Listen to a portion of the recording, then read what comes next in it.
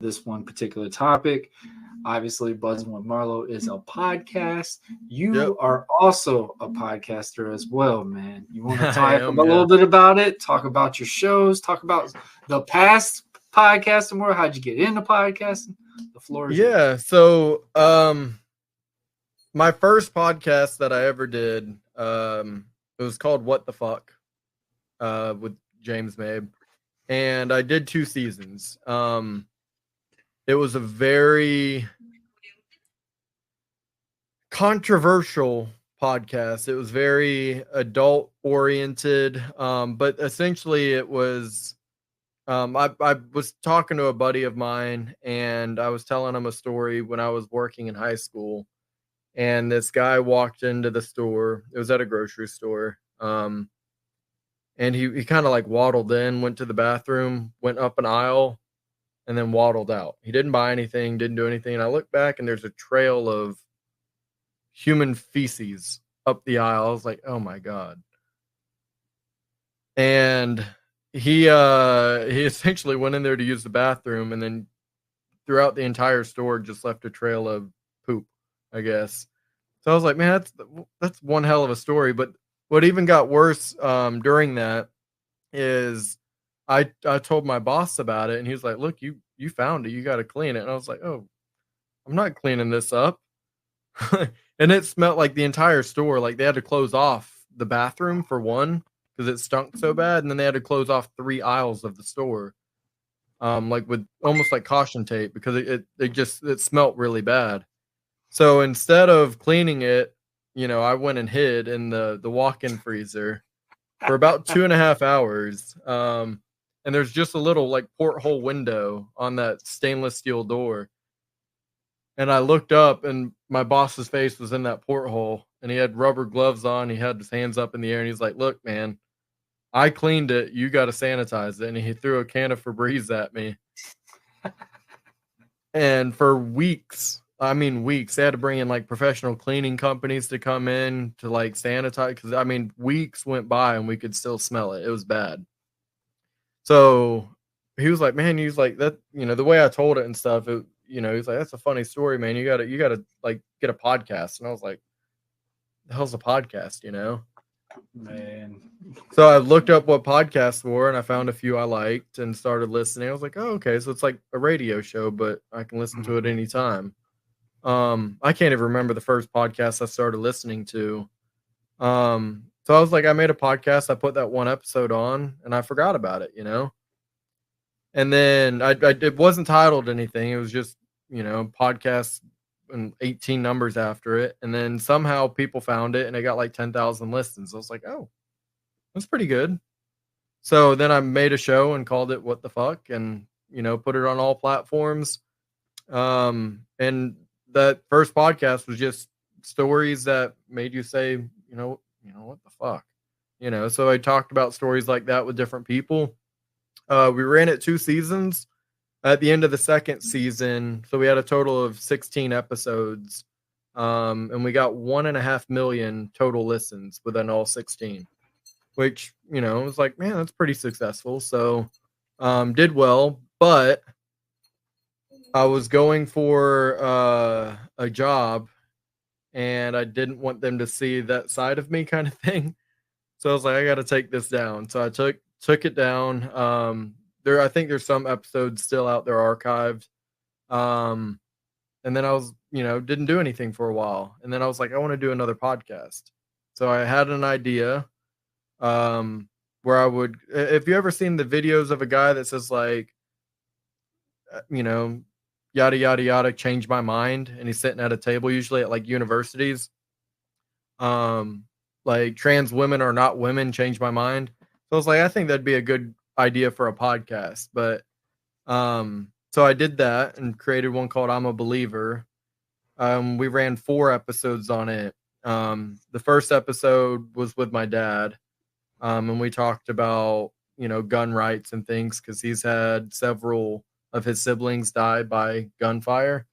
So I talked about that. My dad's a very right-wing conservative, NRA, Second Amendment kind of guy, even though he's dealt firsthand with gun violence.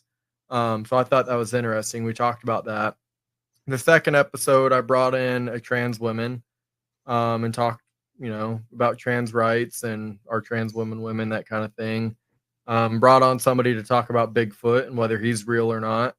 And then the final episode, I brought in a priest to talk to me, to almost convince me that God is real. And I'm a Catholic. I grew up Christian, but I wanted to get his take on it and put in my insight. And I didn't realize how controversial a lot of these topics were, which is a good thing for a lot of people, to talk about it. And it didn't feel right, It didn't feel right. I was getting a lot of hate comments, and I can deal with that fine, but I didn't, again, really want my name associated with that in a lot of ways. So I stepped away from that and then opened up Amelia Island History, the podcast. And that's the one I'm working on now. We actually launch our first season in about 5 days, on the 31st of this month. So depending on when this episode comes out for you, August 31st of 2024 will be our launch date. And then we'll put out 1 to 2 episodes a month. However, our website already has 4 episodes there that people can listen to now as like an early release. But those 4 episodes are not a part of the first season. They're just kind of separate episodes. So I started Amelia Island History. I have a Facebook page that I made years and years ago, and it's done really, really well. Amelia Island, Fernandina Beach, it's a small town, but the people that live in it or live near it, the tourists that come visit, they're very, very proud of their town. So I said, you know what, this is really nice, but it's changed a lot since I was a kid. And a lot of what we knew when we were a kid, that it isn't necessarily historic, but we have a water park downtown, or at Main Beach. We had a bowling alley, a skating rink. The beaches look different, there is stores. What's that? We had a batting cage as well. Yeah. So, I mean, it was, at the water park with goat carts, Yep. So it was like that stuff's disappeared and there's a hotel there now, and the people that stay in that hotel have no idea that, damn, there used to be a water park here. Not necessarily historic, but I was like, we need to kind of preserve what made Fernandina, what made Amelia Island so special, because we look at it now, it's just one giant tourist trap. And I still love my town. I still love, with all sincerity, what made Fernandina great, but it stems further than that. I mean, the island's been there, since God created the earth. So, I date back our history, all the way back to before Native Americans were there, So we have documentation, we have artifacts and fossils that have been found, that we can preserve that. But if we don't preserve it, then it's going to be gone forever.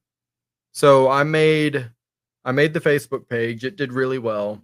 And then I was like, I think it'd be really cool to almost do like an audiobook version of the stories I write on the Facebook page. So I met with artists and producers and music creators to create this podcast that's almost going to be,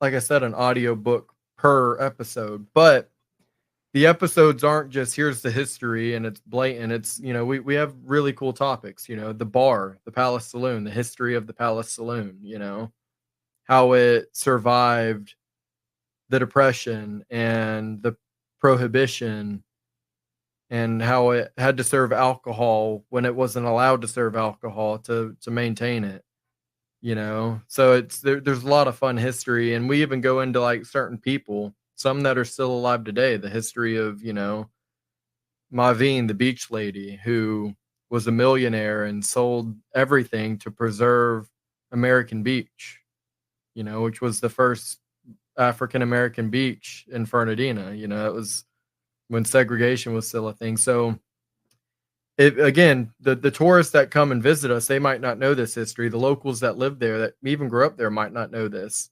So to try and teach them a little bit about it in a fun way, I think it was a pretty cool thing.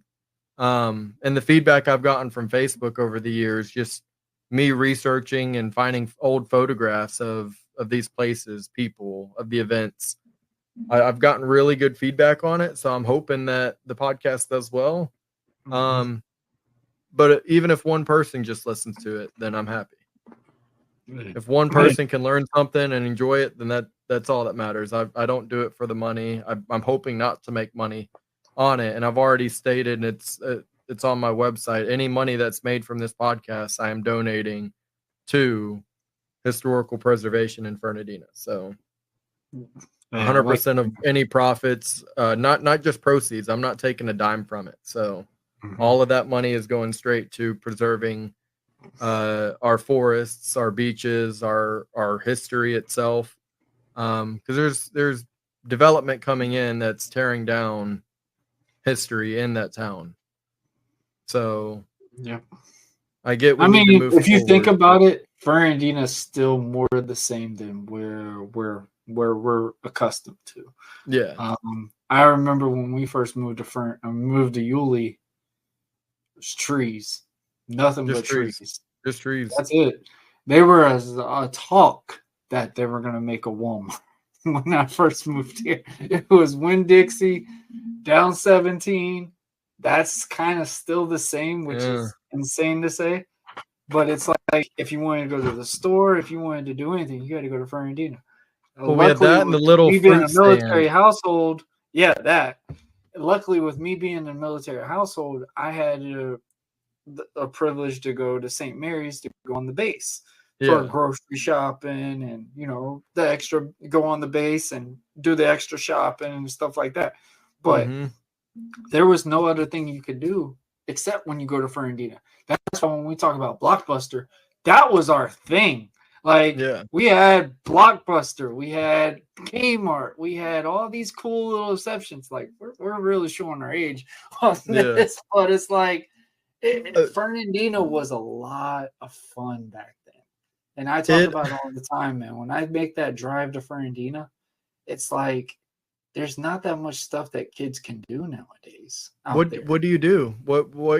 What can your kids do for fun? And there's all those networks on Facebook, that people rant, raves, and reviews, and people say that, and all the comments on it are go to the beach. I'm like, well, in a week like really a month like we've had where it's rained every single day. And it's not even like you can go to movie theaters anymore. I remember there's no movie theater on the island. That's what I'm saying. There's one in Yulee, but that's you're paying an arm and a leg just to go see a movie. For an 8-year-old, right? For an 8-year-old, first off, in the summer months, it's hard to go to the beach because it's so hot. Some kids pool can't is a swim. big reference more than anything. Everything is HOA approved. Yeah. So it's not like you have a local pool to go in. You have to go get a YMCA membership just to even get onto their property. Like, that's the luckiest thing that you can get. Yeah. And you're still paying an arm and a leg for that. If you want to tell a parent, like, oh, we'll go to the movies. Well, there's 8 movies showing at our theater, and only 2 of them my kid can actually see. He's 8. I don't have a kid, but for somebody that has an 8-year-old kid, like I drove by the theater actually yesterday in Yulee to see what movies were there. And 4 of them are rated R. Okay, so I'm not going to bring an 8-year-old to that. There's Despicable Me, and there's one other. I was like, so that's all they have to do? That's it. What, walk around Target, maybe? You got Walmart, there's a bowling alley in Yulee, but if you do that, you're good for, do you really want to go bowling more than once or twice a month? Yep. So what's there to do for kids in our town? Now, I get it, you have to have the money to build something for kids. So I'm not mad that, they tore down the water park. I'm not mad about it. It needed to be torn down. And people are like, oh, rebuild it. There was a lot of things that they needed to do to make sure it was good to go in again. It's not up to the city. Yeah, it's not up to the city of Fernandina Beach to say, hey, we need to put in a water park. It's up to somebody that has the money, that buys the real estate, that wants to invest it. So you can't be mad at the city for not having things for kids. But what we can do is showcase, here's what life was like for us, the reason people love to grow up here, and that's gone.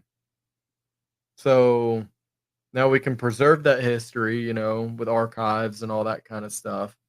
And the way I've done that podcast is I don't limit where history starts or where it begins or where it ends. I go back all the way to Native Americans, you know, the Timucuans that were on the island before it was called Amelia Island. It was called, you know, several names, but you know, the Native Americans and the indigenous people, they called it Napoika. So I can date it back to there, and we talk about that history all the way up to history that was created last year. You know, there's no time period, because every day we're creating new history. So let's go ahead and preserve it now while we can.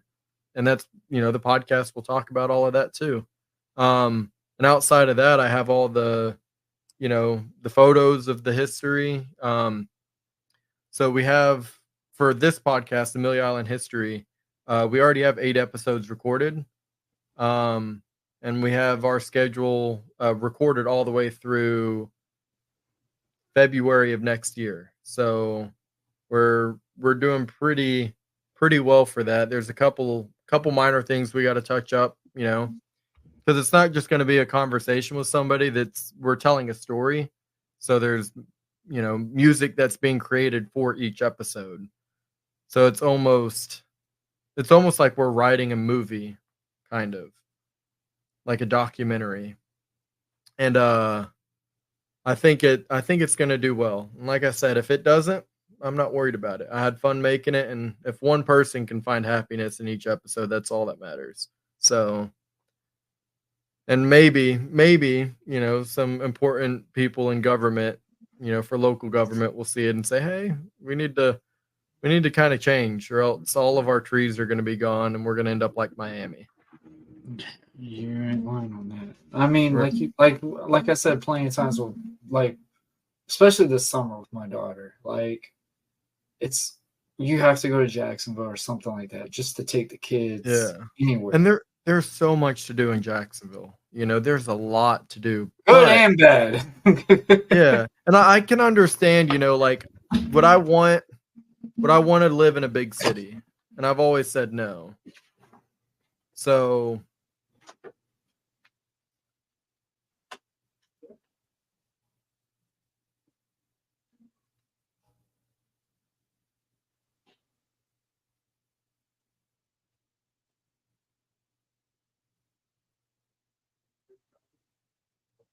pizza tonight? Want pizza?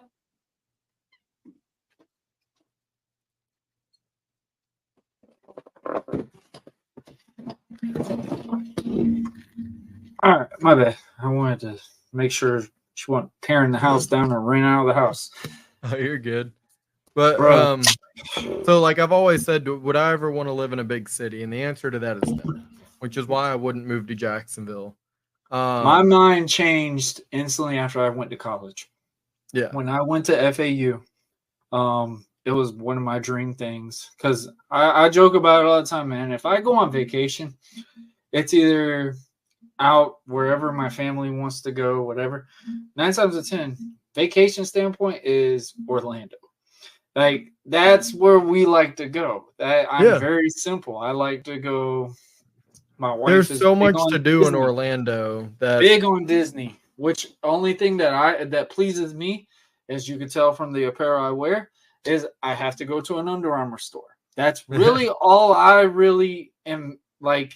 That's what I need. Like, you know, I got to go see what the Project Rock stuff is. You know, we got the Marvel stuff.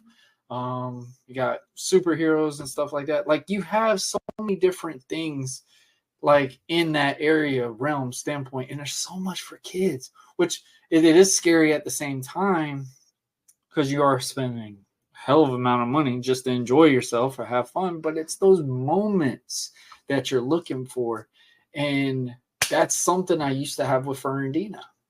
Mm-hmm. And, you know, when I moved back out here, and I never thought I would move back out here, but I'm happy I did, but it's also at the same time, it's like, man, you could grow, kids can grow here, but it's not like every weekend, hey, here's $10 or something like that. Go to the skating rink. I'm gonna drop you off the skating rink. I'll come pick you up around 8 or 9 or 10 at the latest.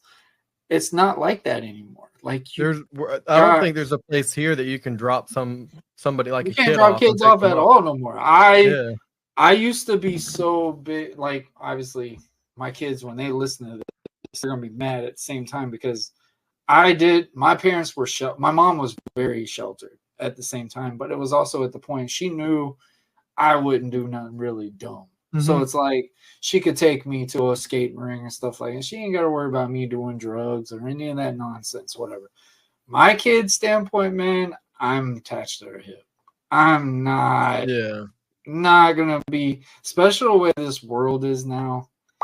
You can't, I mean, obviously, like you just said, we got to adapt to the scenario or you will get left behind. But it's like, it's scary with kids now because the way that kids are being grown up on with social media and stuff like that, it's really sketchy. It's really scary, especially when you look at like a teacher's point of view or something like that. It's like, who would ever have been able to have the courage to stand up and ball up at their teacher just because they're doing their job?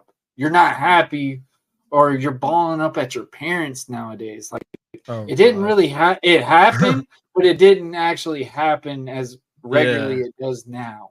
I mean, like we encouraging it is not the best scenario at the same time, but we're not making anything to make a difference out of it or make that change to make it to where it's least valuable. Because I say it all the time, and I remember I've had countless people on the show that talks about it, especially when we're on the COVID thing, is I really got to figure out what my family is. And that really struck that person in a way when they said it. It's like, I'm around them. That's my life. That's my family. That's my wife. That's my kids. But I didn't really know them. I'm home with them. We're at a comfort standpoint, but it's like I didn't really know my family. And that's something that I really take forward as like, I want to make sure I have that relationship with my kid, with my wife. I think that kind of hurts, like with social media and stuff today, is that we're able to experience, and our kids are able to experience celebrities different than we experienced them growing up. So without social media back then, we only knew of these celebrities based off the movies they were in or the sports they played. We didn't get to interact with them and see them on a day-to-day life, like, now, until MySpace really came into about. But you're only putting out on social media what you want people to see. So if a celebrity like, The Rock, like, everybody loves The Rock, but if he's having a bad day or did something bad, he's not going to post it on social media. If he's having issues with his wife or kids, he's not going to post it on social media. He's going to post a picture. I knew of his divorce for 10 years. Yeah. Like, it's like, when you look at him, like, oh my God, he's posting that he's in Maui. Growing up, we idolized and looked up to these celebrities, but all we knew is what they were doing professionally. Like we looked up to, for me growing up, I idolized Rey Mysterio. I don't know why, but I idolized Rey Mysterio, the WWE wrestler, and I was like, this is my guy. I had a mask with him and everything, like action figures, and I just thought he was cool. I was like, he's kind of short. I'm a tall guy, kind of, but I've always been small, so I kind of related to, like, the small guy can win against the big show. It's like, okay, cool. Like, so I looked up to that, but I didn't know anything else that was going on, and then social media comes out and we find out, oh, this dude killed his family and his wife. Like, not Rey Mysterio, but who is it? Chris Benoit. It's like, okay, wait, like that's crazy. But if there was something bad that Rey Mysterio did, if he got arrested for a DUI, we might not have heard of it, So until 10 years later, until social media comes out or like a news report comes out on it. And as kids, we're not going on Google and looking up news. We're not watching the news. Especially, yeah. Oh my God, news. But I feel like the news is more toxic than social media at times. oh yeah. Well, now it's like if I had kids, me personally, I wouldn't want them on social media. Heck no. No, they wouldn't be on TikTok, or I don't even have a TikTok, but they wouldn't be on that because they're just being fed bad information. I don't care what side you lean on politically, but you're being fed bad information. And I feel like parents, not all of them, but there's parents out there that aren't parenting their kids. They're letting the internet do it, and it's like, man, they're gonna grow up to be excuse my language, they're gonna grow up to be a fucked up kid. Like you got to parent your kids and tell them like, look, this is where you can benefit from social media and all this kind of stuff, but here's the dangers of it. Not just, you're putting out too much information of yourself and people can find you, or there's adults like predators that can approach you on there and you don't know who you're talking to, but you can also, mess yourself up in the head too much by hearing stuff you don't want to hear and listening to stuff that's not true. So like me, I remember my dad, he took me and my brother and two of my cousins to our first WWE show, and I got to see Rey Mysterio myself. Now, you're a wrestling guy. The WWE and most of that, it's soap opera for men at the end of the day. But when we're kids, we're that used to piss me off. That used to piss me off when we referenced that when we were kids. But it's not case of our lives. It's not this. But you're right. I mean, but they get out there and during my time, we're pretending to be not necessarily pretending to be tough guys, but you are literally being an imaginary character that you're making trying to believable. They are some of the best athletes out there. I'll give them that. I mean, what they're doing is dangerous, and they are the fighting isn't real per se. It was way back in the day, but now with they do blood capsules and things like that. So, but the majority of their fighting is real. They are getting hit. They are taking slams and slip ups. I mean, Rey Mysterio killed the guy on accident. It happens. Now, there was just a movie out with Zac Efron. With the Von Erichs. Yeah, the Von Erichsen Von Erichsen brothers. So, like, the fighting that they were doing was real, but that was pre-staged. Like they knew who was going to win, all that kind of stuff. He said he would never do a film like that again. He said he would never do a wrestling film again. He said he absolutely had a blast doing it, but it hurt. It put a toll on his body, guaranteed. He literally said, like, for him to he told a reporter, which the reporter is a big wrestling fan. Shout out to Chris Van Vliet. I absolutely watch all his stuff. He has great content, and plus, I knew him from a wrestling promotion that I did out in Tampa, which was crazy when he got to interview The Rock and guys like this, because I'm just like, damn, man, I've seen this guy from the independent background be interviewing Tom Cruise and all these stuff. But it's like when he was talking to Zac Efron, and he really got him, and like he looked at Zac and said, I want to tell you thank you, because so many wrestling fans were sketchy on the film. Was what were they going to show, because wrestling fans knew of the history of the Von Erichs. You knew what was going to be the case, because when you watch the trailer, you're like, oh man, they're this loving family, Christian, God first, wrestling last. That was the case that this was supposed to be. When you're watching it, and I even made a podcast, we had an episode where they asked me, it was like, how do you feel about this movie? I said, I'm excited for it because it's going to bring a representation into a limelight. But with the audience that views it nowadays is they're going to look at it and go, oh, they were bullied by their dad. They were badly mistreated. And their dad, drugs. Their dad was depicted as, he was like, no, he's a very hardcore. But the thing is, no matter how much he pushed him, or, in today's, if you look at it in today's light, it's like, no, that dad was kind of an asshole, but they would do anything. I mean, he wasn't the best dad in the world. But they would do anything for their dad, though. It was family first, wrestling second. But the dad was family first, but wrestling is our family, so therefore wrestling is there. me growing up, you know, Rey Mysterio as a wrestler was always my favorite, but D-Generation X is kind of like the era I grew in when DJX came. Triple H and Shawn Michaels.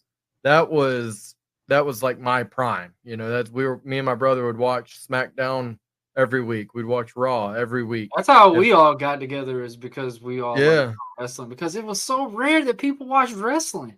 Yeah. And it was now I feel like it was popular, real popular then, but now I look back, I'm like, damn, a lot of people really didn't, you know, watch it. But now, you know, it's changed so much. Like it, and I feel like Jacksonville should be the capital of wrestling, like but sports jerseys now, and I like it and I hate it at the same time, because it's like fans. I believe wrestling fans now watch it, which is an entertaining aspect, which is great. You know, you're building a community, you're building all these things, but it's also at the same time, they're watching it for the wrong purposes. Like they're watching to see if their predictions are what it was. They want to watch it, post it on social media, hate on it, clip what their real opinion is, but they're going to bring it to an audience what the audience wants them to say. Yeah. If there's a fan that's pro AEW, that's all they're going to do. They're going to shit the WWE product, whatever. Is AEW the one that Tony Khan owns? Tony Khan owns, yeah. And that's based out of Jacksonville, so you would think we'd have a huge market here for wrestling, but I don't see a whole lot of it anymore. Yeah, you see it for WWE. You see it, which I will say it's crazy to see. I still say the wrestling bubble is still small, because it is. It's like you're seeing more people come out saying that they watch pro wrestling. Yeah. And it's not just at a wrestling event. I remember when I graduated high school, and I literally got back into it when The Rock came back, being the special guest host of WrestleMania, and did the whole thing with John Cena. That's what got me back to watching pro wrestling. And I think John Cena probably brought in more audience than anybody out there during that time. Because if you ask anybody, like, oh, do you know who Matt Hardy is or Jeff Hardy? I'm like, no. Do you know John Cena? Yeah. Yeah. Do you know The Rock? Yeah. Okay. And you know the guys that would be on the cereal boxes than the sidekicks. Well, they also did an acting career and all that kind of stuff too. But then you have guys like that are classic, you know. Do you know The Undertaker? And like, oh yeah. I'm like, okay, so you know the guys that have been around for 40, 50 years. You know, Kane, maybe they know Kane, or the Boogeyman, you know, they might have seen him. So I've met the Boogeyman. Right. So I have a question. Because I know you know the lore and all that. What was he eating real worms on stage? Yes. I thought that was real. I really thought it was a joke, bro. And like, there was a match that was going on an indie show that I was on. And the guy wanted to take the worm spot because he thought they were, you know, it's got to be a gimmick. It's not real worms. I mean, he was chewing them up and spitting them in people's mouths. And, like, oh my God, it was so gross. Like, there was I'm not gonna say his actual name, but he had his own room, and they were bringing the worms, but it was like in bags that looked like gummy worm things, and I didn't know if it was rib or not. And I was hesitant the whole time, like, it's not real worms. They can't be real worms. And when the match happened, the guy had his mouth open. He's thinking getting gummy worms. Oh, God. Oh, no, it's real. The worms started swirling his mouth. I mean, this guy, he's probably been in there for like 3-4 years at the most. He was pretty hot for a little bit because of his build, and he had like that John Cena type moniker guy. Like, I literally said this guy was going to be the next in the big leagues, and he took that spot. I mean, he no-sold everything the rest of that match because that worm just slid down his face. He pulled out. Oh, that's to the back. He's looking at this. Man, you let this motherfucker just put worms in my... Oh, yeah, I mean, gotta make it believable. It's like, as a kid, I always knew it wasn't real. Like, if that's my mindset, but it was always interesting to watch. He was adamant. He was very adamant. He wanted that to be real. Yeah. Like there was some spots like he did with Booker T and stuff. That was fake. Booker T was not gonna do the real deal thing. I do know that they made a certain. It was like something that looked like dirt when they did the Charmel incident where he kissed her or something, and he like her face was like this. It wasn't real worms on that scenario. Like they didn't do how it much with women. How much is real when it comes down to quote unquote professional wrestling like because they're not if you look at like the slow motions and stuff, at least back in the day, I'm sure today like there's new techniques, but they would punch but stomp their foot on the ground to make like a noise, and if you look at it, and so you're not actually punching people when you're when you're in the ring, I should say. Now I know like you might get hit occasionally, but not like because there's blood packets, No one does the blood packets. Those aren't real. I haven't seen a blood packet the entire time I've been wrestling. Be honest with you. So when they're bleeding, they're bleeding. So there is so when they teach you, like, say, hey man, if you want to show color or whatever, like the promoter will give you sometimes, most of the times now, they've been very good with that lately, is, hey, do you want to show color tonight? Which that means you're going to bleed, whatever. They're going to show you how to properly do it. They don't want someone showing color if they don't know what they're doing. Yeah. Well, I mean, if you watch like the UFC and you see like how little people... spots, there's like little spots, and they will tell you, hey, right here, it'll show good color quick. You just rub your face, you'll be okay. Now, there's certain ones that if you get right here or slice right here, and it just has a crimson mask, they're going to call it. They're going to call the match way earlier than they need to do because that could be a really traumatizing thing because you get your vein or something like that. But I mean, in the UFC, when you watch like a UFC fight and they're punching, and after just one round, their face is swollen and all that, you don't get that in the WWE. So they're really not hitting each other, but it's did you ever watch the Ric Flair documentary for ESPN where he was talking about he was hitting a string and it was just like he was constantly punching it full speed and the goal was to make sure the string never moved? There's ways that you've done it with that.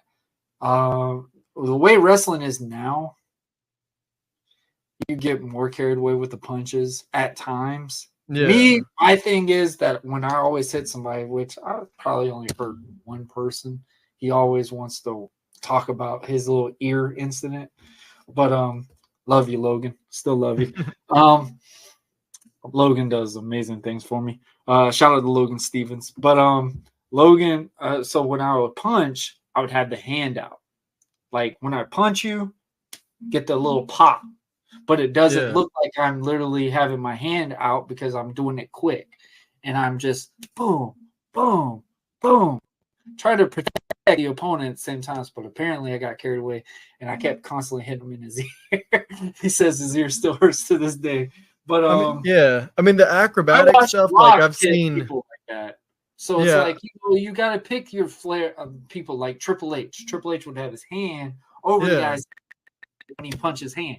And I'm just like, wow, you never knew that. Like when I got into wrestling school and stuff, they taught you how to get that fluency to where you have your own way with it.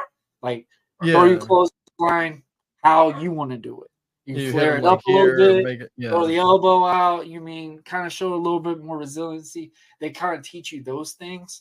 So I tell people all the time, go to a wrestling school before you even think about signing up to be a pro wrestler. Just because in a way, pro wrestling school helps you protect the opponent more than yourself at times. Because I mean, obviously the main goal is to protect yourself, but you've got to protect the next person with you. And I mean, the hits, the choreograph and stuff like that.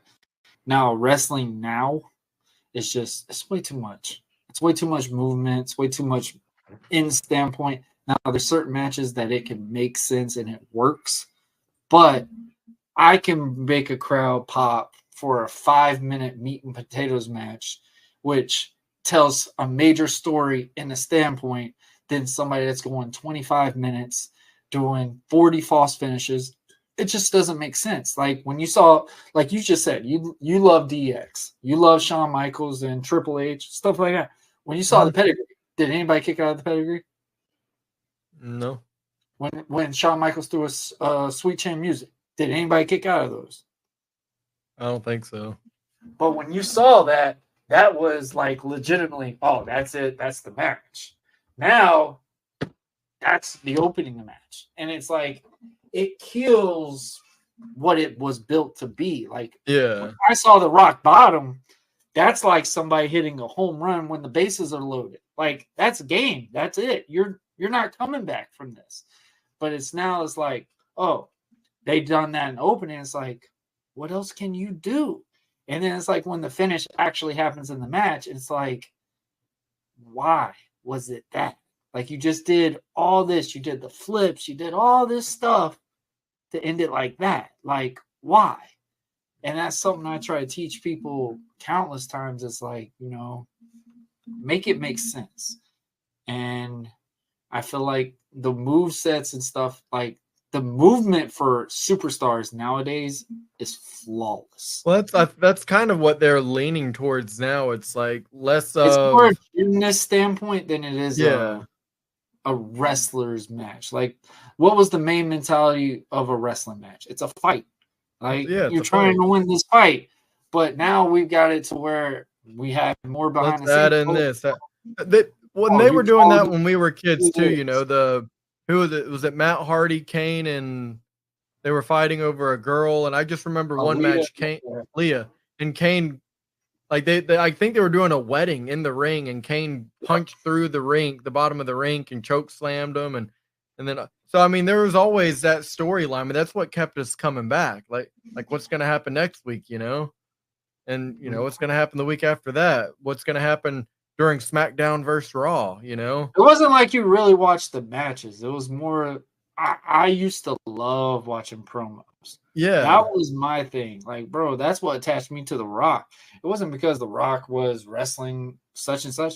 The reason why I got attached to The Rock was when I watched this man give The Undertaker a people's elbow and a banner drop down with him in a cast. Like, I'm seeing this guy have a broken arm, a broken wrist or whatever, and he's beating this colossal undead zombie walking big guy, which I believed Undertaker was possessed or something, because I'm like, this dude has got his eyes in a roll in the back of his head. Rolled back, the lights shut off, and he comes up behind you.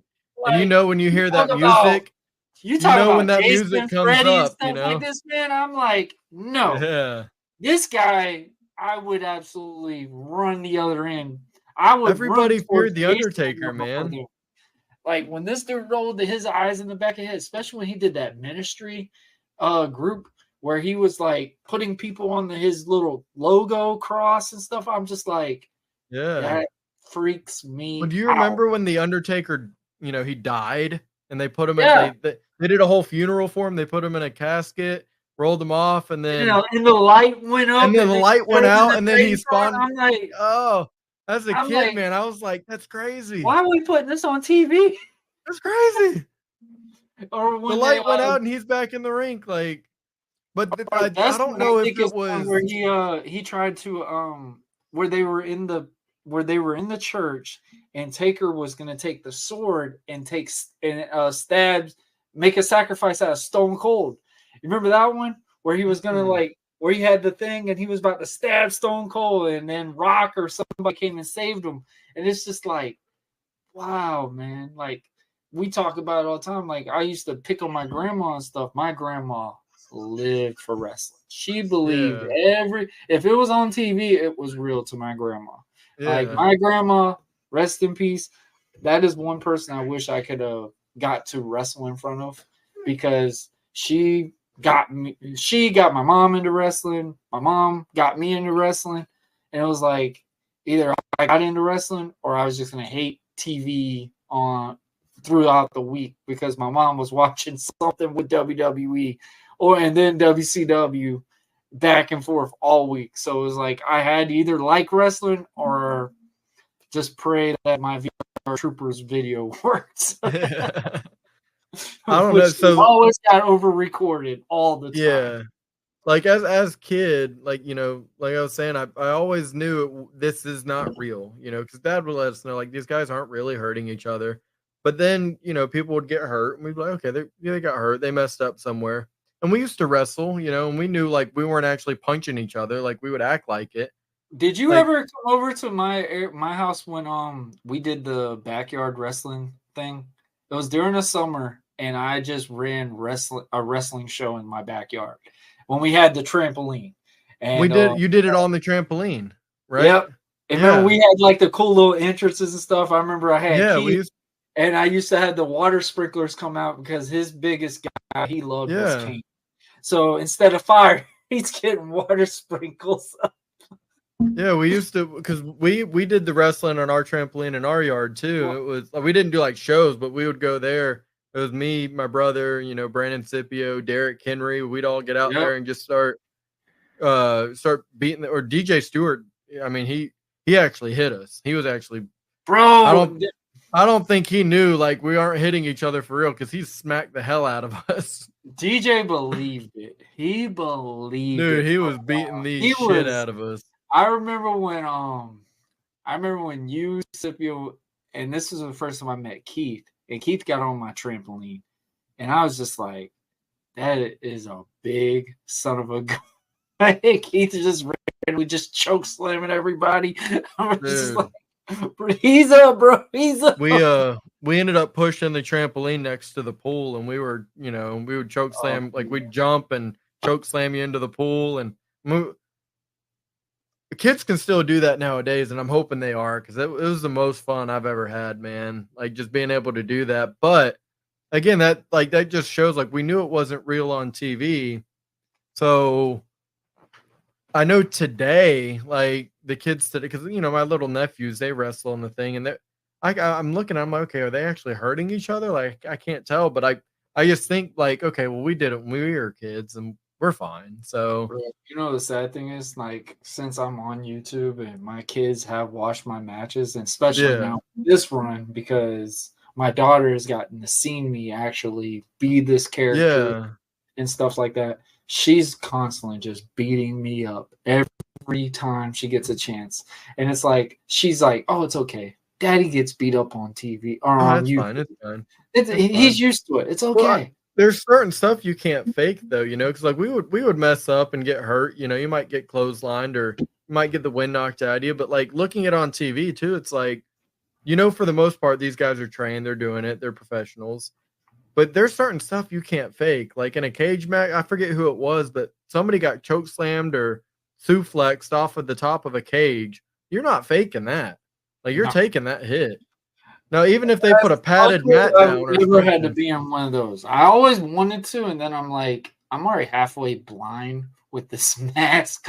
There's no I'm sure you know the clip I'm talking. It was like the black cage they'd put up, and I mean it's probably 16 feet, 20 feet tall, maybe even taller. You're talking about? But, I mean, Rikishi got thrown off, right? With who? Rikishi, the big guy, big guy. I remember Undertaker was in it, and I thought he was the one that threw somebody off.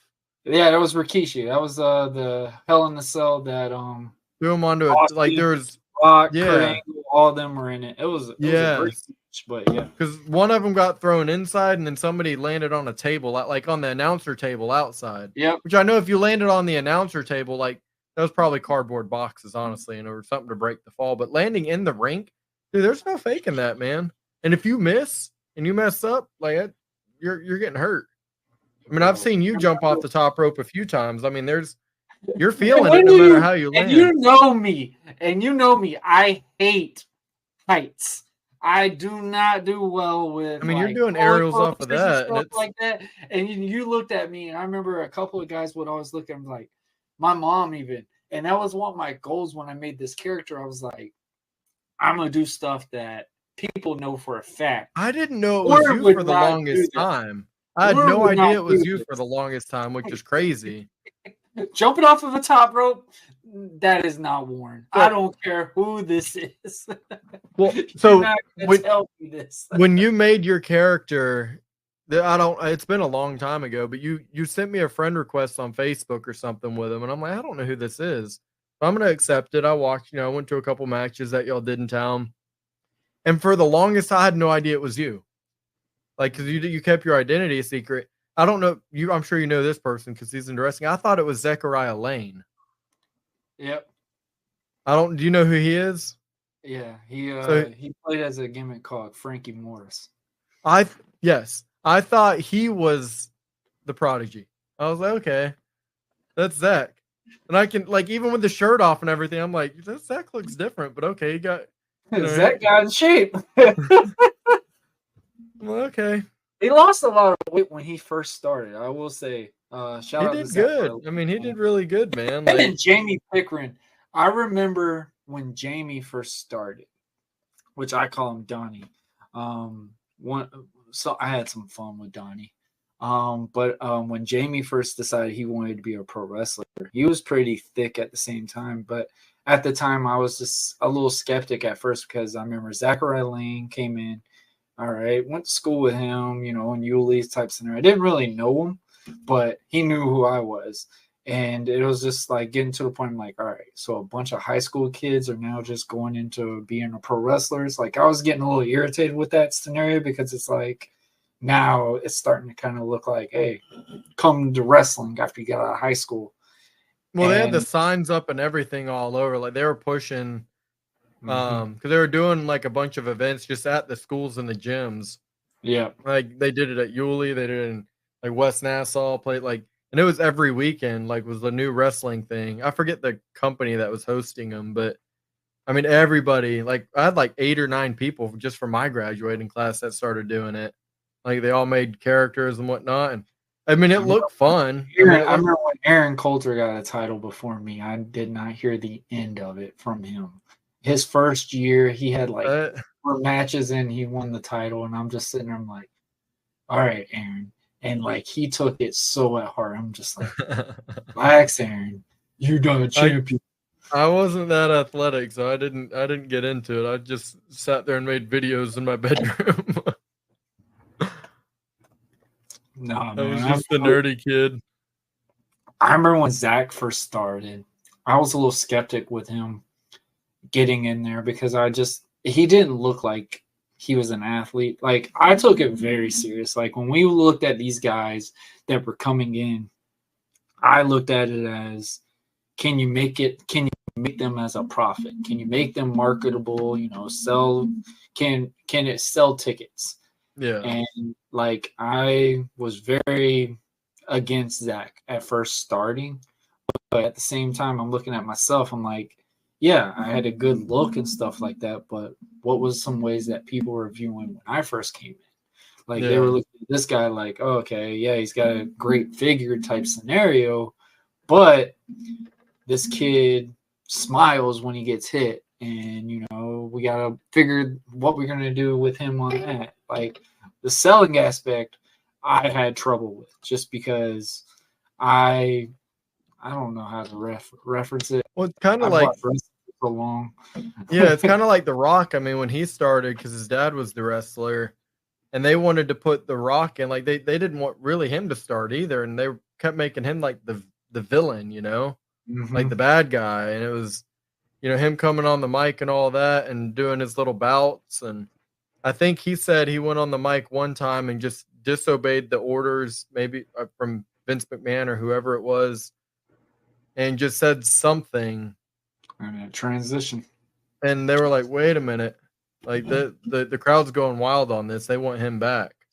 And then that's when they ended up saying, like, look, okay, we're gonna push this. See, I love when they reference Stone Cold, but I always talk about it. You can't reference Stone Cold without Rock being right next to him. I get it. Vince McMahon and Stone Cold had the best rivalry of all time. But when you look as a generational standpoint and marketing standpoint, Rock and Austin are literally Pro Wrestling's edition, Michael Jordan, Kobe Bryant. Yeah. That's the best way to put it, because I mean, there's also generational wrestlers too. So like you have a lot of, like, at least in like the WWE realm, there's wrestlers you might not have heard of if you don't watch wrestling.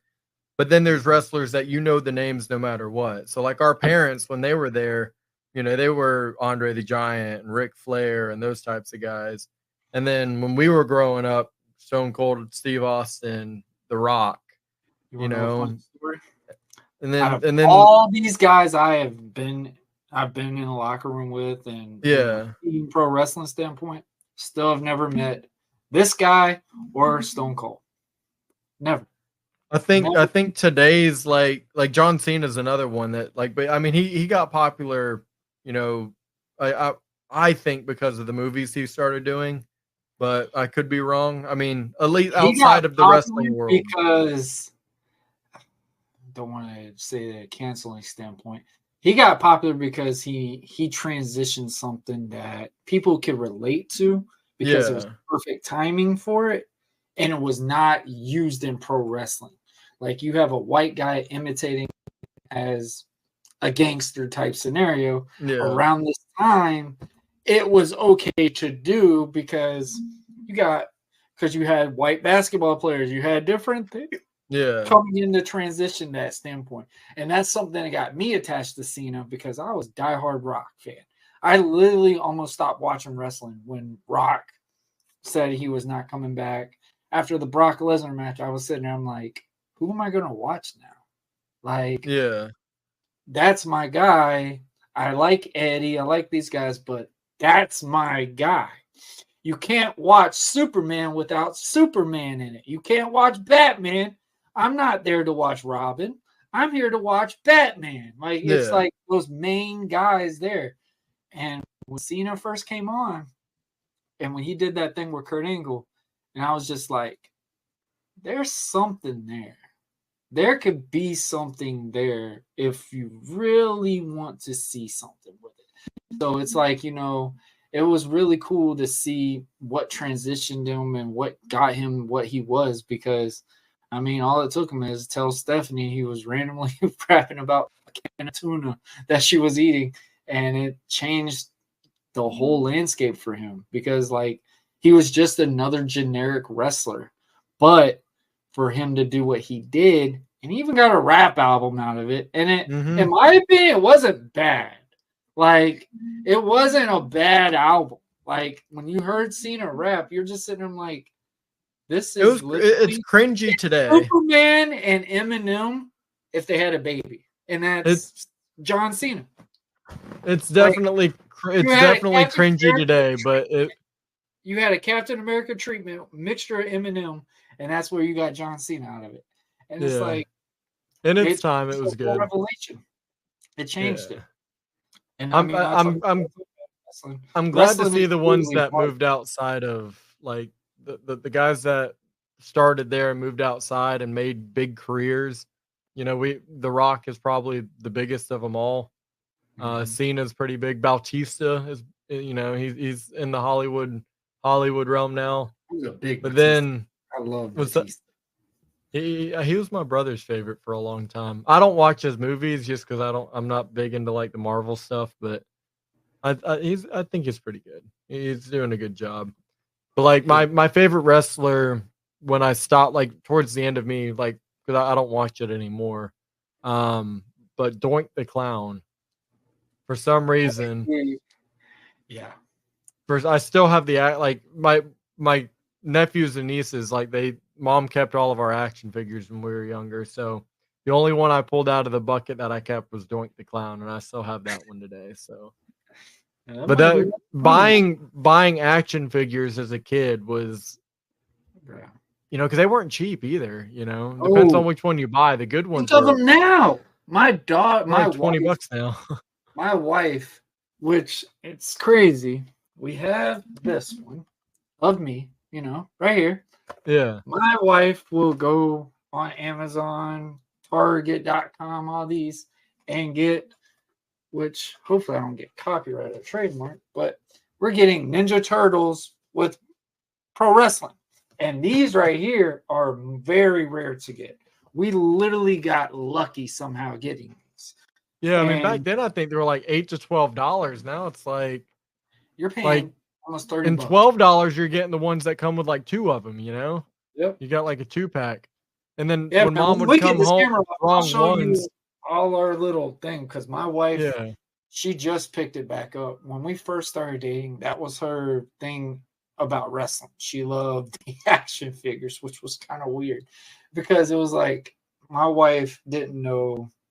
We went to WrestleMania 33, and my wife only knew the NXT guys, basically the minor league people. And like she didn't know any of the people from the main roster. So when Shawn Michaels came out, people were losing their minds. She goes, "Who is he?" And it was like when Triple H came out, I don't know who that is. The only one she knew was because he's on Total Bellas was Daniel Bryan. I don't know who that is. Because he's married to one of the Bella twins or whatever.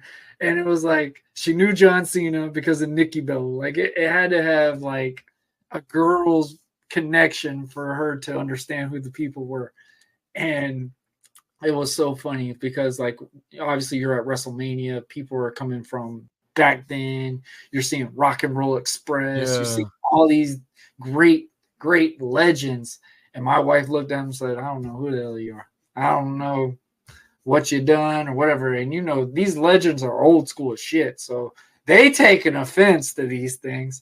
Like I've been in 2 restaurants and stuff like that with the Rock and Roll Express. And they're teenagers in old men body somehow. I don't know how they're even still doing what they do. The one thing I'll say about wrestling, man, the wrestlers are high schoolers in older bodies. That's really what they are. They will rib you. They will make jokes. They still believe they are in their 20s when they're in their 50s. And it's just like sometimes even older. Oh my God. Like we were always told like The Undertaker was a character that was played by multiple people. And I was like, he looks the same though. And I Google searched. I actually just recently, I was like, let me recheck this. That's the same guy for all these years. The same dude. That's the same dude.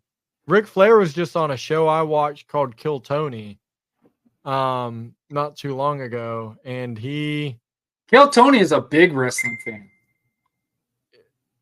Yeah. That's why he had Ric Flair on, and Ric Flair could not handle the roasting and the comedy, and he walked out, and everybody started roasting Ric Flair. I felt bad for him. The dude, I mean, he was hammered drunk too, hammered drunk on the show, and he was falling asleep at the panel and stuff, like closing his eyes, snoring for a little bit, and he went on and like said something about his son dying. And when Tony said something. People made fun of him and he walked off stage. I was like, oh. Yeah. But like just shows like how old he is. But when Ric Flair shows up on the Jumbotrons at a Jaguar game and the whole stadium says, woo! Because he does he's one of the hype guys for the Jaguars. I mean, even if you've never watched wrestling, you know, woo! It's like, all right. And it's like, and it's like those little catchphrases is what still lives on to this day. Stone Cold, what? 316. Like it's. I mean, John Cena is the biggest one. Everybody like he's a meme. You can't see me. Like he's invisible. He's a human invisible. I like it when people take pictures with him and they'll say like, I met John Cena in public. They're like, wow, you met John Cena and you took a picture with nobody. You can't see him. Somebody's just wearing a red hat. That's why I like D-Generation X, man, because their catchphrase was "suck it," and I was like, oh heck yeah. Get in trouble in school every day for that one. Well, yeah, when I went to my first wrestling match like live, I had a big sign that I held up that said "suck it," painted in green like they had, and you do the thing at the crowd. I was like, yeah, I've gotten in trouble at school doing that. 100%. They're like, you can't say that. I'm like, it's WWE. What do you mean? Like, Do you ever think that you would ever watch the product again? What, like wrestling? Yeah. There's so many ways to watch it nowadays. I feel like I'd be so far behind. Like I watched an episode. I say episode. I watched a couple months ago, and there's a couple of the guys that I still recognize that are still there. A lot of them moved off to like, it was all AEW. A lot of them moved to the AEW. So it's like some of the guys I knew from back in the day are over there. And I mean, that's a product of Jacksonville, I should support it more than I do, but I got turned off. What's that? Was it hard to follow? I don't know the backstories anymore. I don't know half the people's names, but I got turned off. I think I might be wrong. CM Punk. Mm-hmm. I didn't like that, and I was like, okay, well now I'm starting to get out of it. Like it got really, I don't know, like you didn't like those being there or what? I don't know. I just didn't like his character. It's probably a good thing, like if that's he made that character. If you want to make him like kind of like a douchebag, yeah, sure, you're doing a good job. It's like anybody that plays a villain, you're like, I can't stand it. It's like, well, that means they're doing a good job if you don't like them, Yeah. If you're a Harry Potter fan, have you ever seen those movies? Mm-hmm. Like Dolores Umbridge, like they're like, I can't stand her. I'm like, well, she did a really good job as an actress then, because she was supposed to be a character you can't stand, Like, that means she's a hell of an actress. I remember one character. CM Punk I could not stand. I had hate for Professor Snape. Yeah. Well, yeah, I mean, that's the character he had to play. He was such a jerk at times. Yeah, and then you hear the backstory, and you're like, damn, I kind of have feelings for him now. And like when the second ending show where he killed Dumbledore, I'm like, oh, he's a dick. He's a dick again. And then when and then at the end, you're like, oh, he was going to die anyways. Told him to kill. He was going to die anyways, and he did it to save Harry and Draco. Yeah, he did it to save Harry in some way. Oh the worst misery. Some of the best writing in the world. It's storytelling. And it's like those simple things is what connects you to continue on. Yeah. But that's part of the reason I don't think I could get back into it, because like I'm that far behind. Like I don't know the backstory of like these characters anymore, and like it's not like I can go back and watch 10 years worth of evolution and like development on these guys. So it's but I do like, You talk about John Cena a lot. With Cena's last tour, I think that would be a good way to start watching it. Is Cena's match. I would definitely go to a live one. I just don't know if I have the time anymore to keep up with it. There's so much like in my day-to-day life now that like, even just regular, like, we work a normal job like anybody else. But then, even you were saying like, man, trying to keep up with the podcast too, like you got to find time for that. So, with us launching this new podcast that we're doing, it's like, okay, now I got to find time for it. I got to find time for these competitions, for the esports stuff.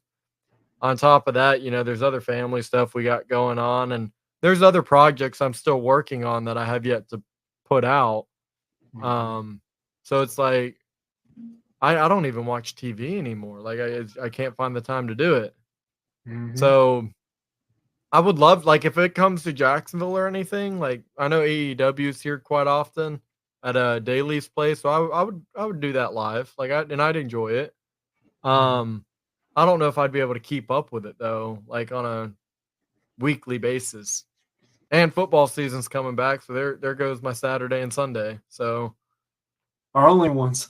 yeah, if we get them. We better enjoy these upcoming ones. That's for sure. What are your predictions on football? Like, you're a Jags fan. What are you putting our record at this year? Oh man, I hate doing these because they disappoint me. It always lets you down.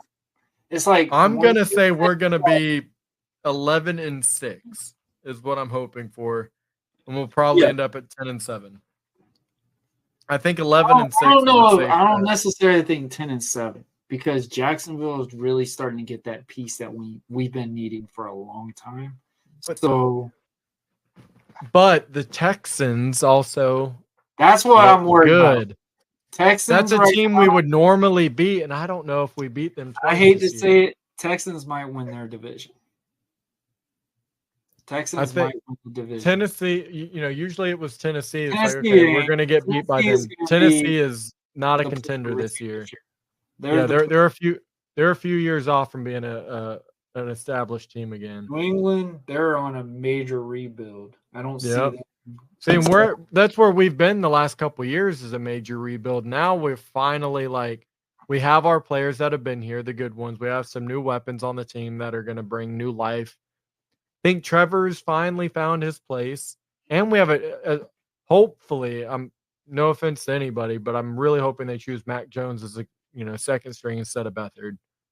Yes, I'll be really upset with the coaching staff if it makes no sense if Mac Jones ain't the second string. He's a first string quarterback. He is a first string quarterback. Why would we? There's a reason why they wanted to replace him with Tom Brady. There is a reason. I don't know. I feel like we have a good season this year, but there's other teams that are, like the Texans are sneaky. Texans are sneaky. Got from the 49ers. 49ers look good. Kansas City still looks good. So I hate that too. Kansas City played like crap half the season last year, and still we beat them in preseason. There is that. And we beat them in preseason. I really believe that was a personal vendetta. We were going there to beat. It didn't matter if it's preseason or not. We're going. Preseason matters, right? Anybody that says preseason doesn't matter, no, preseason matters because half the time you're playing, you have backups on the field. You just beat Atlanta 31-0. Preseason matters. It matters. But the reason I say preseason matters, especially for a Kansas City game, is first quarter, we had starters in. Same thing with Kansas City. And who was in the lead at the end of the first quarter? At the end of the day, that's what matters. Yep. I will say they did put Trevor in a lot this preseason, way more than they've done. I don't think he played at all the second game. The second game, the first game, he was in there until almost the third. And then this last game he played 1.5 quarters. I'm shocked he played in that game. Well, honestly, I wouldn't have had him play. I wouldn't have. When you're up 24-0, it's like, all right, we can just put whoever in. It doesn't matter Trevor. At this point. Sit down. It doesn't matter at this point. Put whoever in. But only in Atlanta. We're only in Atlanta. It's not too far of a drive. Trevor, sit down. Yeah, but our weapons look good, man. Like, I'm excited. I say it every year, but I'm excited, and I think we're going to do well. And I've said it for 30 years, so hopefully, we're undefeated in London. We're undefeated in Toy Story World. We're the only team to make it to Toy Story Stadium. I mean, we gotta have something to appreciate. I didn't like that. I tried watching it. I couldn't do it. It's terrible. I couldn't do it. I don't mind the Nickelodeon thing when they do the slime and all that, but dude, I could not watch the Toy Story game. I was so excited for it because I'm like, what they can do. I mean, for the kids, I think it's good. Entertaining, but it was like literally watching a bad thing of foosball just moving. The ball just kind of like and then falls. Like, okay. The throws were. I mean, take it for what it is. It wasn't even Toy Story. That's the part that pissed me off. Like, it was like you could have had Woody, Buzz, some other people play as the Jaguars. Like the people that people know that are off the Toy Story. You got to think though, they did that live. They did that live. That was a live animation. That was the London game, right? That was the London game against Atlanta. You got to give them credit for whoever came up with that, and they did it. It was a live animation. I mean, dude, that's incredible. Double screened. That's incredible. I do remember a lot of people that I played flag with. They had Disney Network on one end of the TV for the kids to watch, and then they had the actual game, and it was spot on through every play and stuff like that. It was super slow, and I mean, it kind of did help the kids follow the game more. Yeah, which I believe it. At the same time, my wife was super excited to watch the game on the Toy Story World than actually it gets kids into watching football. I like it. We didn't really have a choice growing up. Mom and Dad, they've been season ticket holders since day one, and they were dragging us to the games. We did not have a choice but to be Jaguar fans. All I remember is my dad's family was big Jacksonville Jaguar fans. Yeah. I did like the Dolphins until Marino left, and I was just like, yeah. I like Mark Brunell. Mark Brunell was what really got me to like the Jaguars. Yeah, I feel like I remember seeing you as a kid, like in the neighborhood with the Dolphins jersey on. Yep, a Merino jersey. It was only a Merino jersey. I would only wear Merino. But I had basketball jersey. You wore basketball jerseys a lot. Oh, I did. I definitely did. My wife don't believe me when I say I wore basketball jerseys like all the time. I had a JJ Redick jersey. I had a Allen Iverson jersey. That gym shorts and Jordans. Like Yep. That was it. I only had one pair of Jordans. I never owned anything else with Jordan standpoint. I always had the Air Force Ones or something. Yep. Hirachis and stuff like that. But I had what do you most like because I feel like growing up, you know, the neighborhood that we lived in, it was the only neighborhood in town. There was like everybody else lived in like just side streets or stuff like that. Kids were because my parents still live in that neighborhood, and I feel like it's so died out. Well, there's no kids left there anymore, but like I feel like that was the best place where, like in the area that we lived in, that was the best place we could have grew up at. Like, because everybody went to that neighborhood, man. Like everybody knew everybody in that. Yeah, it was like in the neighborhood I'm in now. Like there's a lot of kids here, and it's a safe neighborhood. You know, the kids run around, but like. Growing up, I look at it like in some neighborhoods that have popped up around here, I wouldn't trust the kids out. But like our parents, they just said, yeah, y'all go have fun.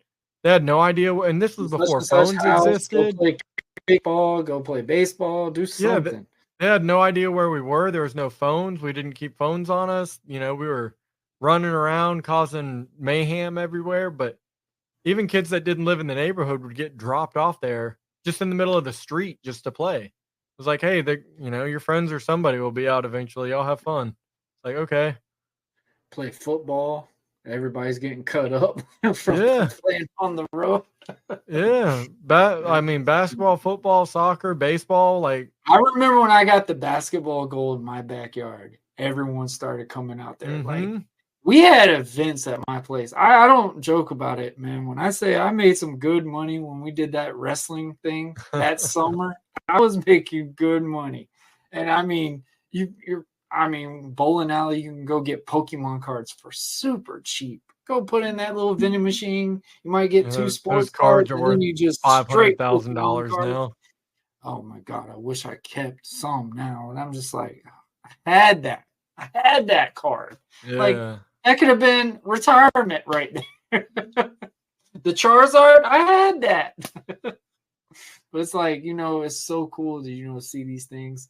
But this is some things I feel like some kids are missing nowadays too, is, socializing and stuff like that. Because you get together and it's like, oh, let's hang out. And it's like, all right, we'll just watch TikTok videos on our phone. Like, man, when we were kids, like, people just sit we didn't have phones. Like, we might have had Game Boys, but we were playing hide and go seek until 10 o'clock, 11 o'clock at night. Manhunt. I remember that game. God, dude, the whole neighborhood playing Manhunt. Like, oh my gosh.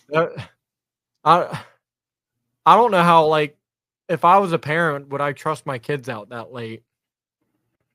But I look at and then when everybody started playing the door knocking game. Ding Dong Ditch. That's when it got more Ding Dong Ditch. I've never been in my adult life. I've owned this house that I'm in, and this is a neighborhood with kids in it. I've been in this house 10 years now. I have never been Ding Dong Ditch because you have Ring doorbells now. Oh man, you can't knock and run. I think it'd be even more fun to Ding Dong Ditch a Ring doorbell, but they're not answering. They're just looking at their phone. They're like, "Oh, who is that?" Oh, they ran away. It's like, okay. I remember. I don't have a Ring doorbell at my house. I'd love to be Ding Dong Ditch. I'd come outside. Speaking of your buddy Scipio always. Oh yeah. Ditch. Always play Ding Dong Ditch. He got me in trouble one time doing that, man. I remember. Do you know Coach T, Coach Thompson? He lived across the street or next to DJ. Like to the he didn't live that far from you at all. No, he was right across the street. And we ding dong ditched him. And they or his wife was mad. And I got scared. Brandon ran and hid underneath my dad's car. And I climbed up the tree. And we were heading because my brother and sister were in band. And they had a band recital or something that day. And we were dressed in because Brandon was coming with us. Miss T took out a lawn chair, put it in her driveway, and yelled out. She's like, I'm not leaving here till I find your ass. And I'm in a tree. And Mom comes outside and says, James, Brandon, come on, we got to go. And I'm like, oh, shit. How am I going to explain this one? So I said, okay, Mom. And Miss T walks up to that trunk of the tree and she goes, what the hell are you doing in that tree?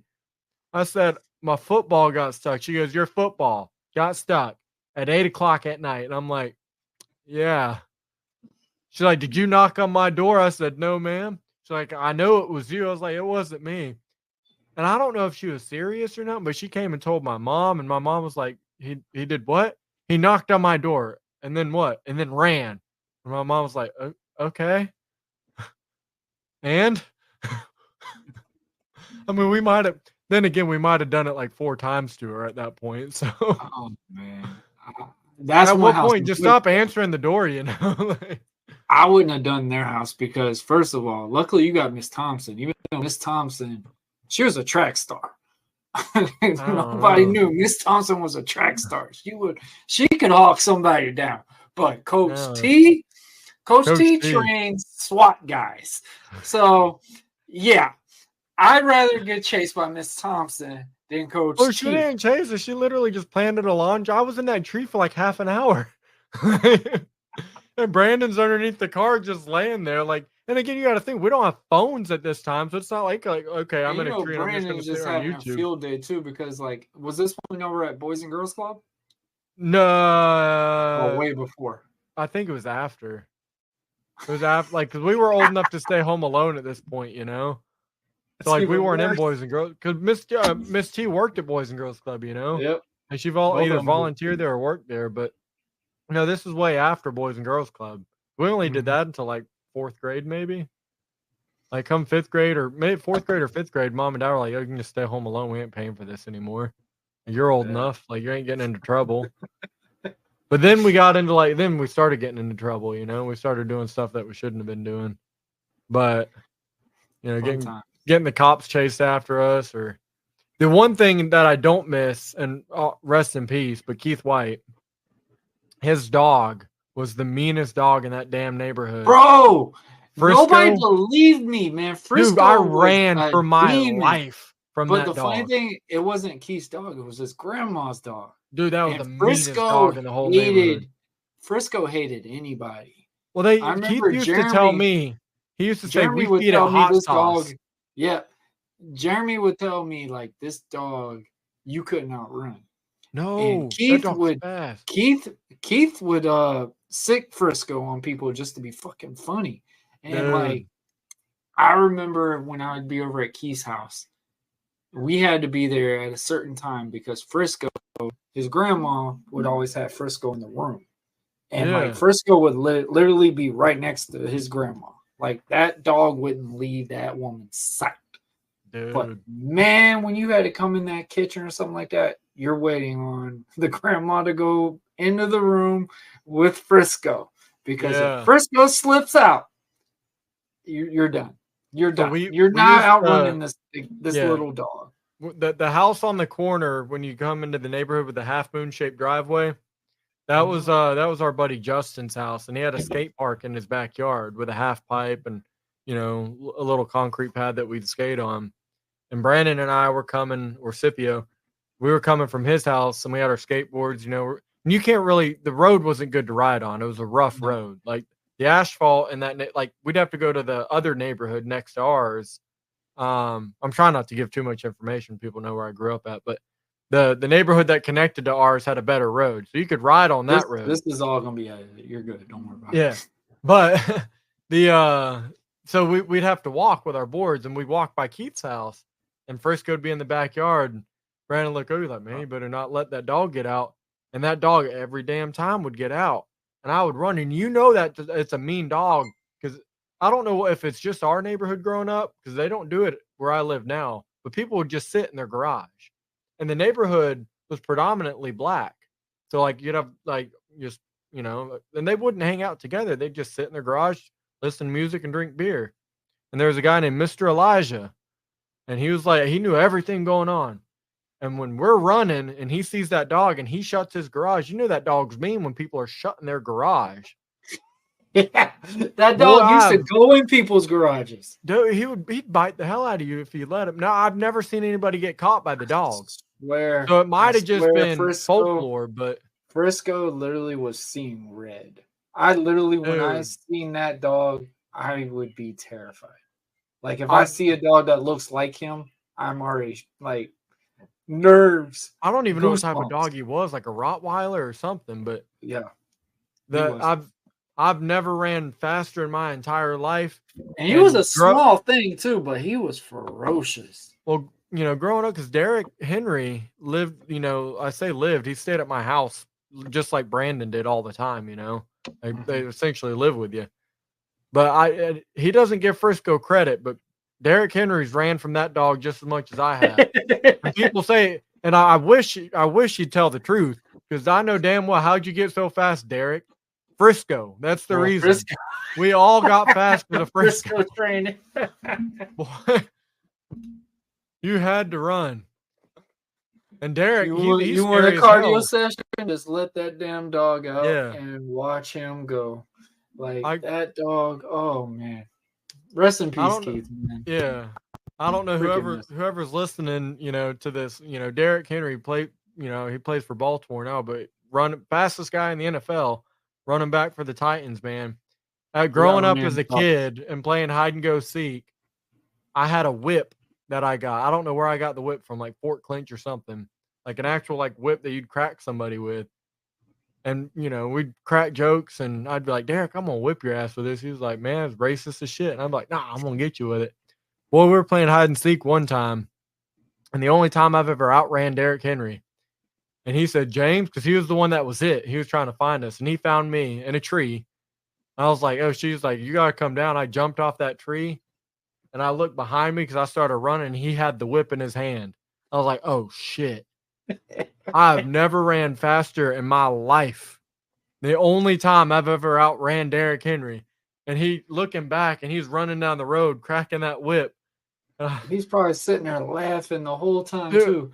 Well, he ain't sitting. He's chasing my ass. I ran into somebody's backyard and just hid there up until they found out that I was hiding in their backyard. And they're like, what the hell are you doing? I'm like, I'm hiding from Derek. And they're like, what? And they just see this 6 foot something big ass dude just running with a whip. And they're like, dude, you could stay as long as you want. I'm like, thank you. He ain't finding my ass. This is when Derek got big. I'll stay here. He's been big his whole life. I'll stay he was here for the tall. Next 4 hours. He wasn't muscular back then. He didn't get muscular until like sophomore year of high school. Like Jack, It's so crazy. But somebody that big shouldn't be that damn fast, man. And that's how he was his whole life, man. Outrunning him playing hide and seek. Frisco. Yeah, that damn dog, man. I'm telling you, that's how Derek got fast, dude. There ain't no way. You got to give him credit. Give that dog credit. Give him a cut of your training. Yeah, give him like 2% of your salary cap or something, man. Because I'm sure that dog. I mean, it's been 20 years. That dog's dead now, but shit. I haven't seen that dog. I mean, that dog. He's well past his time. Yeah, he's got to be. But yeah, man, that's a funny story. Yeah, R.I.P. to Keith White, though. Oh my gosh.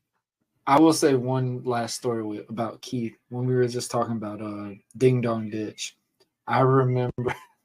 For those that don't know either, Keith was like 380 pounds too. That was a big boy. Dude. That was a when I posted the picture of us on prom, people looked at me and go, "Man, y'all were the Robin Big." Like how small I was compared to Keith. Yeah, Keith. He was 6 foot something, 380 pounds. The nicest dude you'd ever meet. nicest dude you'd ever meet. I love he was one of my absolute best friends. Keith was at my house repetitively. Him, Barry, Shock, all these guys. And man, when we played Ding Dong Ditch, it was me, him, D-Berry, the whole Brooks. When they moved in the area, oh my gosh, chaotic went even more because they just I joke about it. They were Jackass before Jackass was real. Like those kids had an adrenaline just to do stuff. And when I say they got me to do some crazy things, and I started playing Ding Dong Ditch with them. I remember Keith knocked on my dad's door, on our house door. Keith came up with the idea. He's like, "Hey, Warren, I'm gonna knock on your door. I think your mom can't outrun me." I'm like, "Keith, I wouldn't do that." And he's like, "Don't worry, I know your dad's asleep." I wouldn't do that, Keith. So needless to say, they go to Ding Dong Ditch, my house, and Keith. Oh, rest in peace. I love you, man. Because you remember those bushes that were on the side of the house? Yeah. The little bushes? Well, apparently we had a real big bush for a moment. Keith knocks on the door. I think he forgot to tie one of his shoes, so he falls into the bushes. And he just lays there, takes his jacket off, puts it under the bushes standpoint, and just goes like this. My dad comes out in his boxers. My dad comes out there in his boxers, and man, when I say my dad was fuming, all I can say is my dad was baby Brock Lesnar. My dad's neck veins were coming out. His head was just like, "Oh, when I get my hands on you, motherfucker, I'm gonna kill you." The thing is, man, we would never hide in good places either. Like, I wonder, like, growing up, did they allow it? Did they allow us to do this growing up though? Like, could they actually see us? You know, like you're not gonna really get mad at a kid for doing parents something. were literally just looking for the ones that were running. They were looking for the ones that obviously are the ones hawking it down, going. Yeah, which but I mean, you gotta think. I never knocked on the door. I was already at a head start where you weren't catching me. I'm in that mid part. I'm waiting for you to go, and I'm already halfway down the road before you even knock on that door. But Keith fell flat on that bush standpoint, and just stayed there, crying, laughing. And we're just like, "Where's Keith?" So we go back over there. I mean, it's been almost 30 to 40 minutes. My dad was pissed. Like, I had a cell phone at the time. My dad's texting me like, "Where the fuck are you?" Like, where is he was like, hopefully you got that thing on the door. See, man, I feel bad for kids today. They can't do that, man. Oh my god, they can't do. I mean, they can, but like, there's no point when you got a fucking Keith video literally doorbell. laid flat on that ground, took his jacket, put it under the daggone bush, and just sleep. Somehow, my dad did not find him. You stay there until you hear that door shut, and hopefully he's on the other side of it. And then Keith dumbass. So we went. It was like 3 days later. It was right after football practice or whatever, and we would always walk home. Because we had that pathway go through. That cut through, yeah. Before they blocked it off. They got mad. My sister would drive her car through the ditch and then go through their driveway to get to school. And then one day we were in her car. It was so short, man. You didn't want to walk all around the daggone. It was dangerous. You gotta go on the highway. It was like really dangerous. Just cut through the woods. Just cut through the woods. That little cubs, you're just going straight up. Yeah, they got so mad. They put a fence up, and then they put like tire traps there. That was right around the corner from your house too. Like, you were right there. Yeah, it was literally a straight shot. Yeah. But Keith waited, what was like 3 days or something like that, and then my dad was playing a video game. My dad is terrible when it comes to video games. I joke about it. My dad needs anger management. I love him to I'll put him on our team. Oh my God. My dad would want to fight a video game more than anything I know.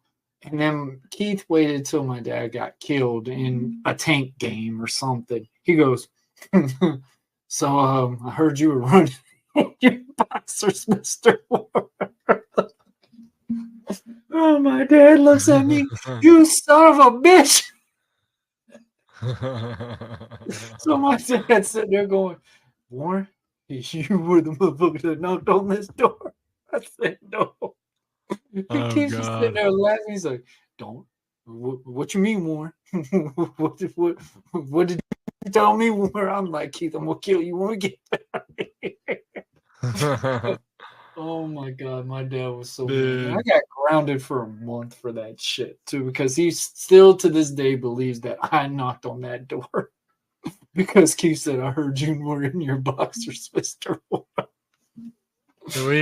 Once we stopped playing that, we started getting into trouble, man. We started like around Christmas time. Brandon, like Scipio, came up with the idea of, they called it tinking, where you go to somebody's house and you pull one light out of their Christmas strand and then take the whole strand out. So like, they go to sleep and you. Brandon was creative with those things, man. Well, now like you take one light out, they got like protectors on it where the thing don't go out, but you take one light out, the whole strip goes out. Now they got to go through each light and figure out which one's messed up, man. So like you ruined an entire Christmas on that, Yeah. And then we ran from the cops a few times in that neighborhood, especially. And they lived there. That's even the funnier part. The cops lived there. Well, sometimes we get them called on us because we'd go out and we'd be skateboarding and tearing stuff up, but. We I don't know how we got away with it then either, because we would sit there and just like in the woods by the pond or the creek back there, we would play paintball. And hell, we'd be playing paintball like in people's yards. Yeah. Like, that could have killed somebody. And like I feel like my dad should have known better, but we never got in trouble for that. But we'd get in trouble for like riding bikes and stuff in the woods, because I guess the church that built right there bought the property, and we were tearing their yard up. It was supposed to be a basketball amenity spot where they were making it, and it turned into some weird church thing that they did. Yeah, we ran from the cops from that church all the way. We jumped the fence. That got built. That's when a lot of stuff. Yeah, it started changing. Yeah, but we ran. It was me, my brother Brandon, and a kid we called Tony. And essentially we were skateboarding at the church, and there was this truck that was parked like in the grass area there, and we busted the windows out of the truck. And it was an old truck. I mean, it was on cinder blocks. It was like an abandoned truck, but we punched the windows out and dented it up and started throwing rocks, and somebody caught us and they chased us, and we ran home. My brother was wearing his wrestling out, like, because he just got out of school. And his wrestling uniform, like for gym day or whatever, was a green t-shirt and yellow shorts. And Brandon was like, hey, man, you got to change your clothes. You got to change your clothes. Somebody like, I ain't changing my clothes. The cop showed up and said, I'm in the front yard. Tim was in the backyard still. And, mom's asking me questions. They're thinking we're in trouble. And they're like, yeah, we got a subject, 3 white males, 1 black male. One of the white males was in a green shirt and yellow shorts. And Tim comes outside in a green shirt and yellow shorts, and the cop goes, yeah, I think I've seen enough. And they were trying to arrest us, man. Like, we're like, 12, 13 years old. And they were like, not knowing that we can't go to jail because we're kids. But my dad come out there, he was pissed off. And sure enough, the cop like goes over to the truck and is like, oh, it's a piece of shit truck anyways. We're not even going to follow up with this. But boy, we ran all right, because the people that caught us were chasing us. We got our skateboards on us, and we're running, hopping fences, until finally we lost them. There wasn't a lot of fences at first, but when that church got built, for some reason, everyone decided we got to have backyard fences. And it was because it used to be like a straight run. Oh, yeah. No, everybody built a fence. And there was a cut through from the church to the neighborhood. like in the woods. So we ran through the woods and then hopped. I don't know whose fence, but then JEA's got their little facility there, so we'd run to the JEA facility and follow their fence line all the way to Brandon's house, and then Brandon didn't have a fence, but his neighbors did, so we jumped that fence, and then that fence led because there's Brandon's house, our neighbor's house, and then our house, and we jumped that one into our backyard. And man, I really wish Tim would have changed his clothes because we would have gotten away with it, but. Sure enough, like we all should have just went home, but no, you get the subjects, 3 white guys, 1 black guy, and then sure enough, 3 white guys, a black guy walk out and they're like, okay, yeah, this is adding up. Like really good description. Walking in apparel. Walking in with yellow gym shorts and a green t-shirt. Yeah, thanks, Tim. Thanks. Now we're grounded. It's like there's no way of, because of your clothes. Yeah, now we're Dad's gonna go to jail now because you got him trying to fight the cops because how dare you accuse my kids? But mom believed us too. She didn't think we did it, and it lasted like 4 or 5 years. And it was actually at Halloween Horror Nights that we were there, and Tim admitted to it. The guilt ate him alive for 5 years. It's like, hey mom, yeah, you remember when the cops tried to arrest us for destroying that truck? She's like, yeah. He's like, yeah, we did it. I was like, Tim, we've gotten away with it for 5 damn years, man. Now you want to say something? Now we're really in trouble. That's great, man. That's great. That's funny. But maybe there's a good reason why a lot of kids can't do what we did.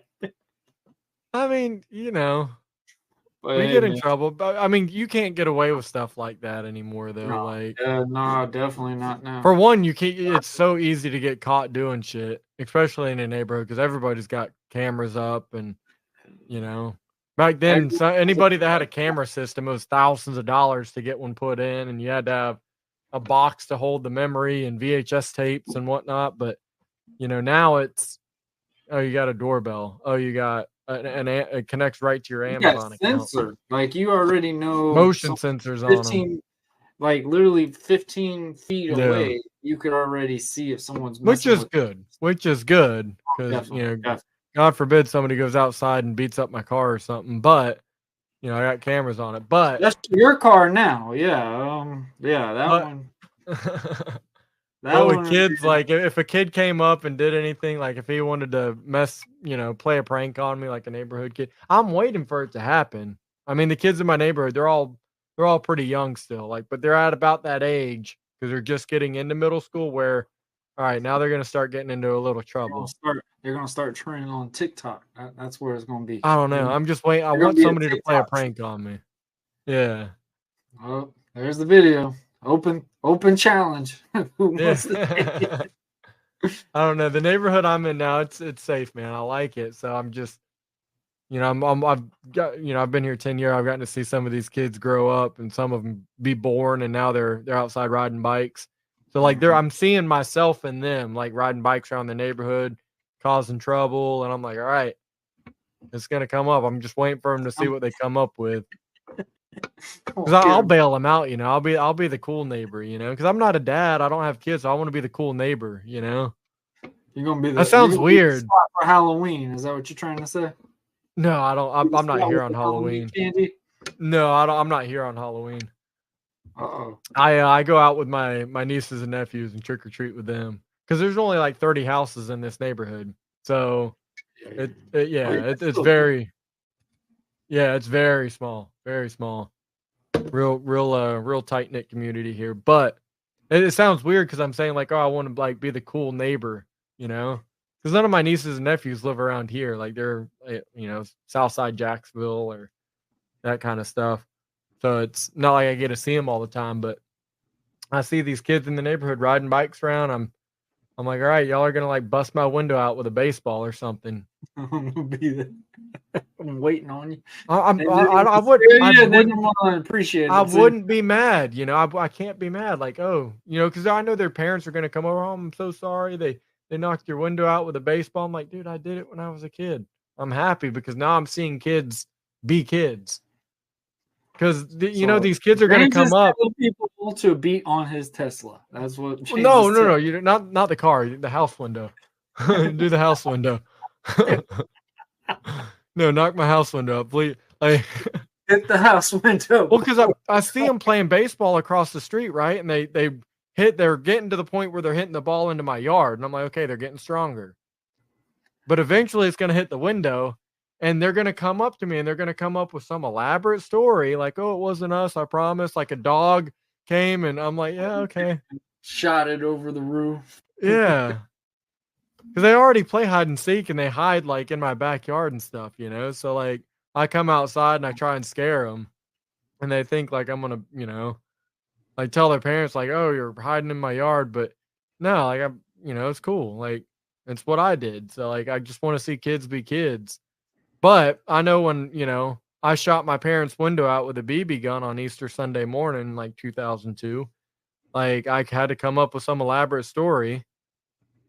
And then I realized I couldn't, and my parents caught me in a lie, so I had to tell the truth. So I'm waiting for like, what are these kids gonna come up with in today's time? You know, what are they? When there's a baseball in my spare bedroom.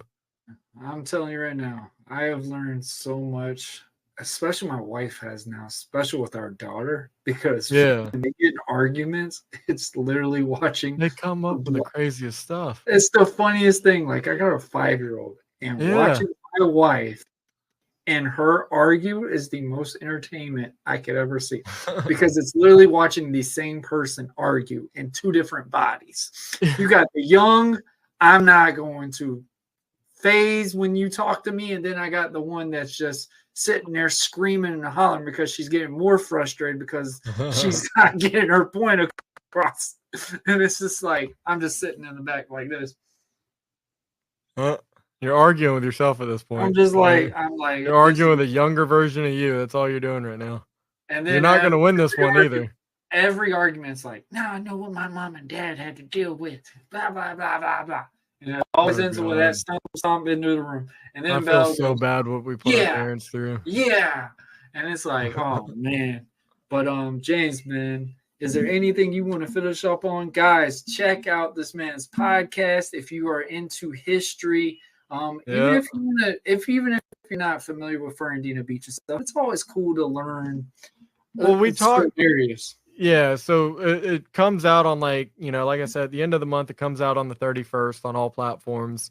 The first episode, and then we're gonna upload one episode every 2 weeks to a month, depending. So that's gonna be out soon. But you can go to the website early and check them out there. But even if you're not, like Warren said, if you're not into history, or even if you don't know what Fernandina is or Amelia Island, it stems further than that. You know, it talks about the pirates that, you know, first landed in St. Augustine, which, you know, is the oldest city in America in certain aspects. But, you know, talks about the guys that came and the battles. And it's not just us reading the history. It's, you know, we did it to where it's almost like a documentary. We have a guy that makes music, and he's literally creating the music for every episode. Like he's writing it for that. We're telling stories. So I think it's going to be good. Check it out if you want to. If you don't check it out. It ain't gonna hurt my feelings none. So, you know, we're out here having fun with it, no matter what we're doing. You know, that's all you can do, man. Yeah. So when this, guys, this was thank you for having me on, man. Of the awesome episode that I had with James Mabe. Guys, make sure y'all go check out his show. Check out his past podcast. I definitely was a subscriber on the What the Fuck. Definitely was funny. I remember I messaged him a couple of times. James has always been a great supporter and a great help with me creating Buzzing with Marlowe. He actually helped me get on a couple of platforms and learn how to be more advanced when it came to these things. So, James, you're always more than welcome to come on, and I hope you have a great rest of your day. Yeah, you too, man. Congrats on all the success and, you know, 100 plus episodes now. That's crazy. So I appreciate you having me on, though, man. It's been a pleasure. Definitely, man. And have a good one. Guys, we appreciate y'all for sitting here and enjoying the Blast from the Past chats. But, guys, this is another episode of Buzzing with Marlowe, and we are out.